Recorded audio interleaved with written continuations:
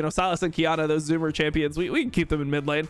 Let me play my Udyr, my Hecarim, all that stuff, and we'll be good.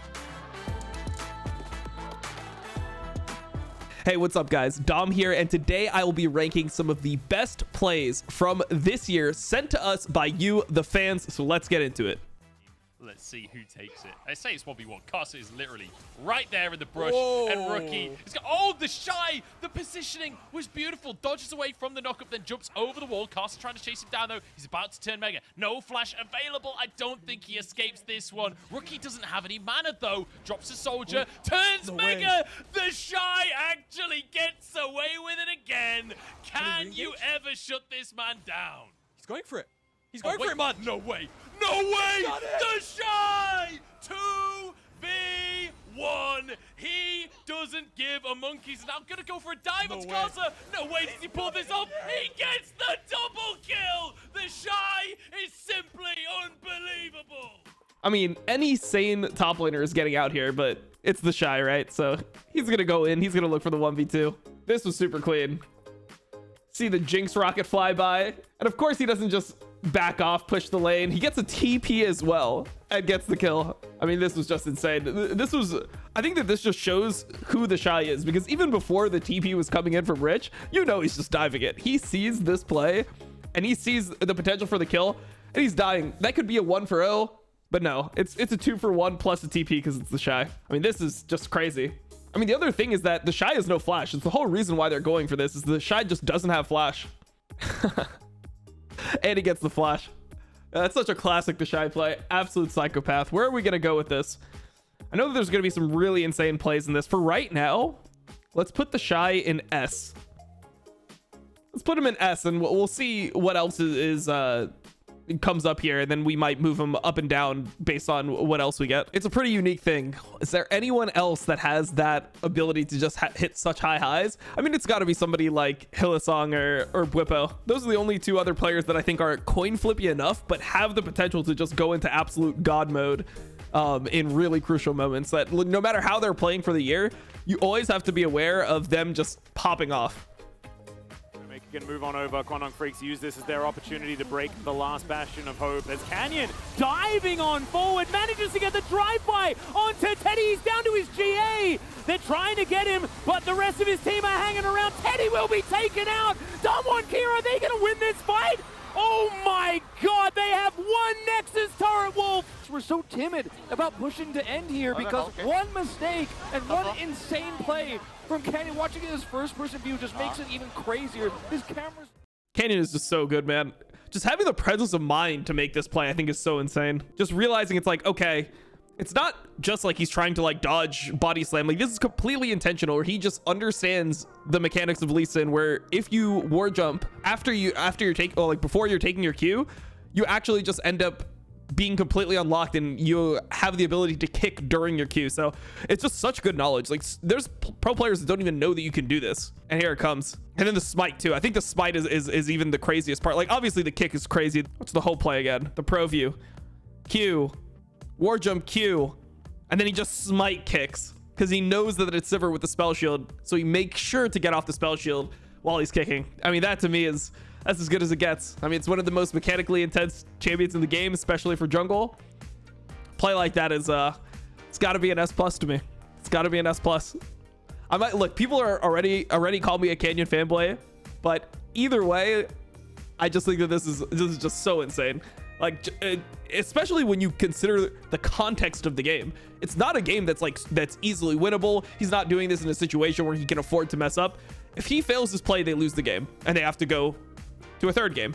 So the presence of mind to actually be able to do that in such a crucial moment and get that win, that's just being clutch. It's a great play. Well, it's just crazy. Every single time that you see Lee Sin play, it just gets better and better throughout the years. So when I started playing competitive in season 12, or sorry, 2012, season 2, just being able to like hit your Q was the defining factor on whether or not you were a good Lee Sin. Jump forward to season 3. Insec has that Insec play in All-Stars, the famous play that we've named this move after. And suddenly everyone in solo queue is just learning how to do that. Then people learn later on, I think in season 4, kick flash. Like, oh, you can actually kick flash. And then recently, in the last 3 years, we've seen even more development. So this right here is what people call the ghost kick from Canyon, because you're actually not supposed to be able to kick until you're out of your mobility, like kicking during your Q. Normally when you're pressing Q, you're just locked into your Q. People found out, obviously, that if you do this ghost kick where you ward jump or you W right before you end up pressing your Q, you actually are completely unlocked that you can kick during your Q. That's a development. We also saw the SOFM kick, which is like the Chinese Lee Sin kick. He's Vietnamese, but it's one thing that came from, I think, like Chinese TikTok, which is like the buffered ward jump, where you'll be able to flash and already have your ward jump buffered. So instead of having to like flash ward jump to close distance, you can flash buffer your ward jump so it comes off instantly and get behind them and kick. So every single time it just feels like there's a new level of Lee Sin mechanics, but I'd be very surprised if this isn't close to the peak. If this ghost Lee Sin kick is not the absolute peak, I don't know what the peak of Lee Sin is actually going to be, or what other mechanics could be hidden within the champion. Wants to buy time for Danny. 2v5 is possible. I mean, you're not going to start the Baron, but you might get a team fight. He's going to shoot. You're kidding me! Centauran fights early. Kill number 1. Here comes kill number 2. Danny's in for number 3. For 4. The king of Pentakill. Oh my God! You gotta be kidding me! What was that? The play that completely shattered Team Liquid. Getting it with the auto attack. Oh, that's amazing. Gets the reset and then the penta. This is just the dream situation. Walking in and getting it with the auto attack. So look, I know that I'm on an LoL Esports channel. I'm on a Riot sponsored show right now. First thing we're going to talk about is this Baron healing. Okay, because how does this Baron even heal here? Why does it do this? Why is it still in the game? Why is it still in the game? Look at Centauran. Oh yeah, nice. The smite just, it goes, I mean, if you look at the HP, it's under 900 for a smite, under 900 for the smite, and then it just, it heals to 1080. So look, the beginning of the play was, obviously there's an element of luck there, but it's perfectly played from Danny, right? He did everything right. The sidestep on the taunt was good. He's kiting them perfectly with his get excited passive. So I'm actually, like, from his perspective, I think Danny played it flawlessly. It's just one of those things where everything aligned, and there was multiple times where a worse AD carry would choke that play if he gets hit by one of the skill shots, if he doesn't use the passive as well as he used it, and he's not microing his champion well. There's definitely a way that he can end up botching this, but I think he ended up playing it a super solid way. I think for me, looking at this play compared to the other ones, I'm gonna put it a little bit lower. I don't think that he actually did anything wrong in the play, but I think that this was something that was kind of set up for him, where, you know, like, it just all the things that happened in this play, they were already provided to him by Team Liquid, and it was really up to him to execute, as opposed to like the Canyon play, which is just like an insane play that he's creating out of nowhere, or like the Shy's play where he's really outplaying hard. Actually, I think I'll put it in S tier, but I'll put it below the last 2 plays we saw. EG in 2022 definitely did, I think, transform a lot of people's mindsets from really feeling like they needed to have these imports in super carry positions in order to actually compete, to now understanding that there is actually North American talent out there. So even though like Jojo and Danny were rookies, like, they're playing like veterans. They have a really good understanding of the game, and they're not making the classic rookie mistakes that we saw before. I think in LCS there was an idea that, you know, rookies are going to just make dumb errors out of nowhere, but it seems like Jojo and Danny, that happened to them like very few amount of games compared to when you look at what we've had in the past in the region. So I think it was really good for other GMs and org owners to see, because now they can believe that there is North American talent out there. It's not like Danny and Jojo were the only 2 North American talents that have ever existed. It just was that EG saw them and actually was willing to cultivate them in their academy system and amateur systems. They're trying to base here. I think they're going to get the recalls off. Can Larson stop them? Flash! Charm! Wide! Humanoid misses the abscond and jacked as well, but Humanoid dives onto Jimmy. That's 1! He's looking to make it 3. Can he make the outplay to win the game? That's 2! Humanoid! You absolute monster! Humanoid goes and does it! I like this. I mean, he is just so insanely fed at this point. The main thing about this play is being able to dodge the first charm. If he gets hit by the first charm, it's doomed. After he dodges the charm, he can pretty much just go ballistic, because it's very hard to hit Nami Bubble on a Sylas that has ulti to dash and also his W, which is also like a mini dash. So the main thing is that he's able to dodge the first charm. I don't know if this is on the same level as the other plays. It's super clean, but just another position where like his team is really far ahead. He's really far ahead individually, and the enemy team is just not able to really kill him. They just don't have much damage in this situation. So it's definitely well played from Humanoid, but I think that I'll be putting this in A. I think this is going to be our first A tier play. I think that Sylas is actually one of the more fun champions to watch. I feel like it's one of the more skill expressive champions that there is. So I personally like seeing Sylas in the meta. I love seeing good Sylas players. I feel like, you know, if we were in a boring mage meta, let's say we're just playing Orianna, Syndra every single game, I don't think that we're getting the same storyline out of Zika. I don't think he's going to be able to show how much better he was, or like his form compared to other top players in the world. So it's one of those champions that I really like to see, because I feel like you can really understand like the level that somebody's at and how they're seeing the game, because obviously there's multiple different ults that you can steal. So being able to pick the right one in the crucial situations and understand how that ultimate is now going to weave in with the abilities you already have, I think it's just one of those things that really just it like expands your view of the game. It's like, wow, I didn't see that angle. I didn't know that this was actually the best ult, but now that I saw this player use it, it all makes sense to me. I understand why these players are top players, why these players are top pros.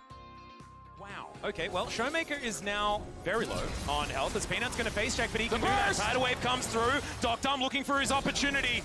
Moonlight Vigil is going to find nothing. On the flank is Canyon, but God, the scan of the week. Darwin Kia, they found it one more time. Chovy, he goes golden as now Peanut's trying to do it.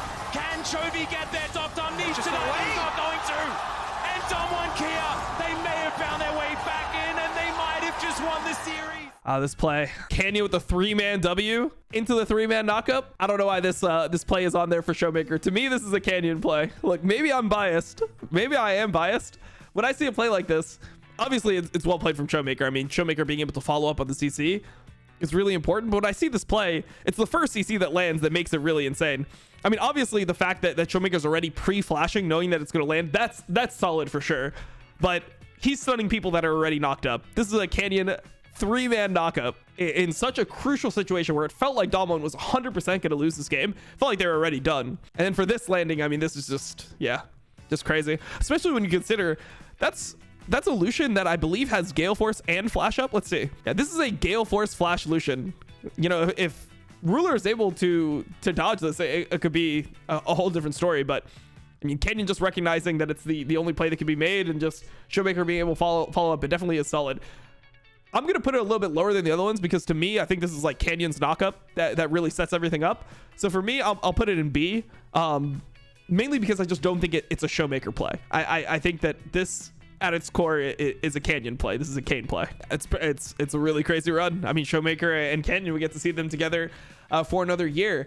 I think that they are at their best when they don't have to rely on when other teammates are just willing to take a back seat and they can control the game the entire time themselves, which I think they're set up to do. I really like the new Damwon roster that they've put together with Deft coming into the mix. Deft is a player that doesn't need resources. He doesn't really even want to be lane dominant. He's there to chill, make the intelligent decision, be reliable, not get caught, output good damage in team fights, which is what Canyon and Showmaker always play best with. You know, that's essentially just Deft is essentially an upgraded version of Ghost to me.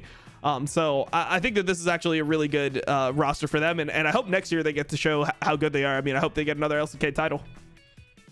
TRX circled T1 like sharks, herding them in. T1 didn't find a response. Guma, can he steal it? Guma will have to fly right home. What the fuck? Gumayusi steals Baron.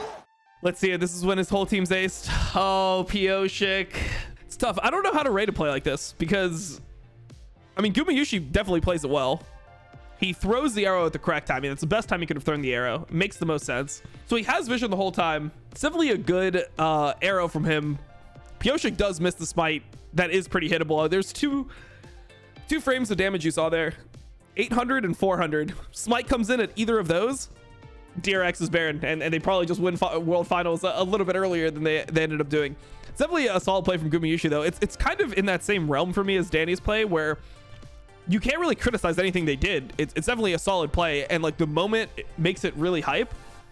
But when I'm looking at like what an amazing play is, when I'm thinking about like Canyon's ghost kick, or I'm thinking about TheShy's play, here, I think that there's a difference because there's more that they have to do. I think this goes in the same tier as Danny's play.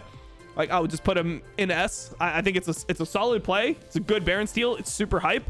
But these other plays, like if you want to look at the quality of the play, I think Canyon's play and TheShy's play are slightly better.